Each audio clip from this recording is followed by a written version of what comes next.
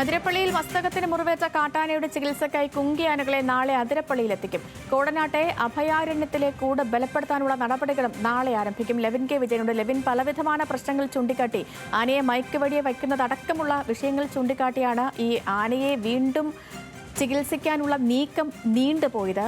നാളെ എന്താണ് നീക്കങ്ങൾ, പുതിയ നീക്കങ്ങൾ, കുങ്കിയാനകളെ എത്തിക്കുന്നതടക്കമുള്ള നീക്കങ്ങളിലെ വിവരങ്ങൾ എന്തൊക്കെ? സേതു, നാളെ വയനാട്ടിൽ നിന്നും കുങ്കിയാനകളെ തൃശ്ശൂരിലേക്ക് എത്തിക്കുമെന്നുള്ളതാണ് വനം വകുപ്പിന്റെ തീരുമാനം. വാഴച്ചാൽ DFO അത് സംബന്ധിച്ചിട്ടുള്ള അറിയിപ്പും നമുക്ക് നൽകിയിട്ടുണ്ട്. പ്രധാനപ്പെട്ട ഒരു വിവരം, നാളെ കുങ്കിയാനകളെ എത്തിച്ചാലും ചികിത്സ നാളെ തന്നെ നടത്താൻ ആരംഭിക്കാനാകില്ല എന്നുള്ളത് തന്നെയാണ്. കാരണം നമുക്കറിയാം, അഭയാരണ്യം കോടനാട്ട്, എറണാകുളത്തിലെ കോർണഘാട്ടുള്ള വനവകുപ്പിന്റെ കീഴിലുള്ള അഭയാരണ്യത്തിൽ ഈ കൂട് ബലപ്പെടുത്തുന്ന അടക്കമുള്ള ജോലികൾ പൂർത്തീകരിക്കാനുണ്ട്. അതിനായി വനവകുപ്പിന്റെ ഉത്തരവോടുകൂടി വയനാട്ടിൽ നിന്നും തൃശ്ശൂരിൽ നിന്നും മൂന്നാറിൽ നിന്നും യൂക്കാലി മരങ്ങളടക്കം മുറിച്ച് കോടനാട്ടേക്ക് എത്തിക്കേണ്ടതുണ്ട്. അതിനുള്ള നടപടിക്രമങ്ങൾ ഇന്ന് പൂർത്തീകരിച്ചതേയുള്ളൂ. അതനുസരിച്ചുള്ള നടപടികൾ പൂർത്തീകരിക്കുന്നു.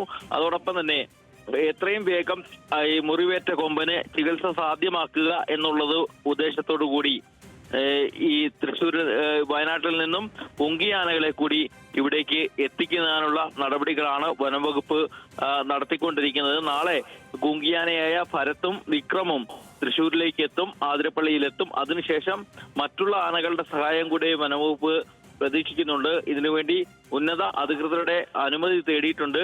തിങ്കളാഴ്ചയോടുകൂടി മറ്റ് ആനകൾ കൂടി തൃശ്ശൂരിലേക്ക് എത്തും, ആതിരപ്പള്ളിയിലെത്തും. അതിനുശേഷം കൂട് ബലപ്പെടുത്തിയതിനു ശേഷമാകും ഈ മുറിവേറ്റ കൊമ്പനെ ചികിത്സിക്കുന്നതിന് വേണ്ടിയുള്ള നടപടികൾ ആരംഭിക്കുക.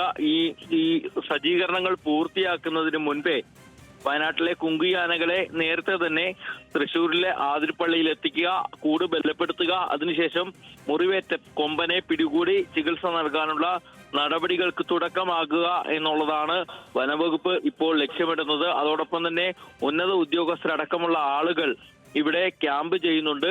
ഡോക്ടർ അരുൺ സക്കറിയ തിങ്കളാഴ്ചയോടുകൂടി എത്തുമ്പോൾ ഈ നടപടിക്രമങ്ങൾ പൂർത്തീകരിച്ച് ഓപ്പറേഷന് തുടക്കം കുറിക്കാനാകുമെന്ന് തന്നെയാണ് വനംവകുപ്പ് അധികൃതർ നമ്മളുമായി പങ്കുവെക്കുന്ന വിവരം. ശരി ലെവിൻ, വ്യക്തമാണ്.